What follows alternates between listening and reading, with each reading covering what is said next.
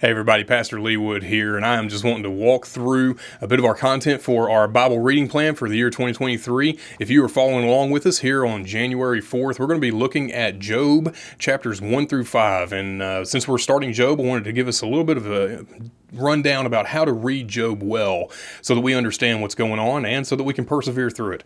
And so in order to understand Job, we need to understand what's going on in wisdom literature. And our wisdom literature in the Bible is Proverbs, Ecclesiastes, and Job. And so the way that works is that Proverbs is this basic guideline of general short statements of how life is supposed to work, right? Proverbs are not promises. They're about probabilities that if you do X, then Y will generally happen. If you live well and righteously, then God will bless you.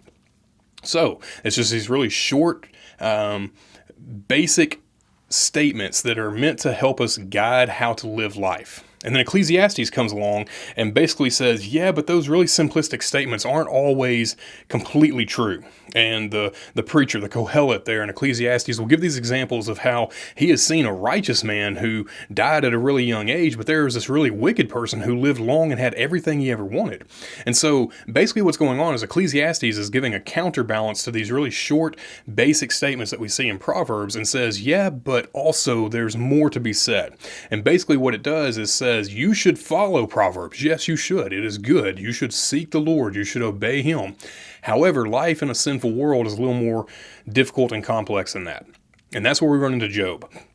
What Job does for us is it basically provides this narrative framework to hang Proverbs and Ecclesiastes on all in one shot. And so I want to give you a basic rundown of what goes on in Job. Chapters 1 and 2 is this heavenly throne room scene, and we are introduced to Job and his character, and then we see his life get wrecked. He loses everything. Chapter 3 is incredibly rough. You should recognize right now that Job chapter 3 is rough. It is full of despair. It's meant to be despairing. It is something that is dark, because we have to feel the weight of what's going on in Job's life. We're introduced to 3 of Job's friends that show up there in chapter 3, but really in chapter 4, they start talking. In chapters 4 all the way through chapter 25 are these cycles of conversations where one of the friends will speak and then Job will respond. All 3 of them do that, and then they'll repeat that cycle 3 times. Job has this really long 6-chapter conversation that happens after all those back and forths take place. And then in chapter 32, this cat named Elihu shows up. And Elihu speaks for several chapters. And basically he is commending the wisdom of Job and his righteousness, but also saying that there is life that is a reality to life that is difficult. And so we finally see God show up in chapter 38.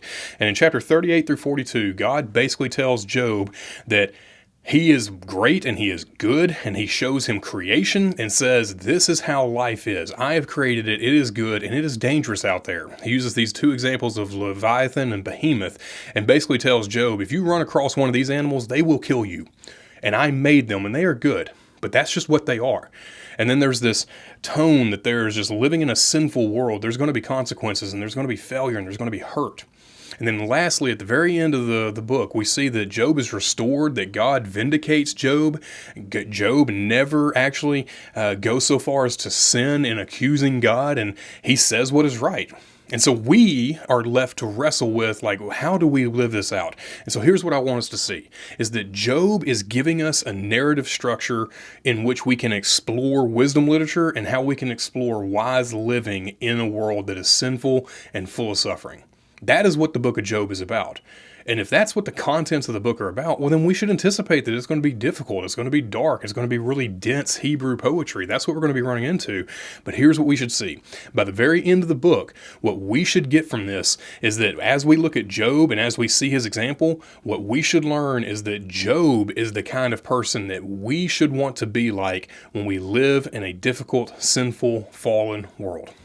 If you got any questions about how to work through the rest of Job, I'll link the video for our How to Read the Bible for All It's Worth series where we talk more in depth about this. If you want to have a conversation with me, by all means, get a hold of me. You got my email. You can find me here at the office. I'm real easy to find. I would love to talk with you more about Job, but I just want to encourage you to keep reading, keep plugging along in our Bible reading plan, because we believe that this is where we encounter God, and this is how our lives get changed, by seeing that God is worth it and that He is good.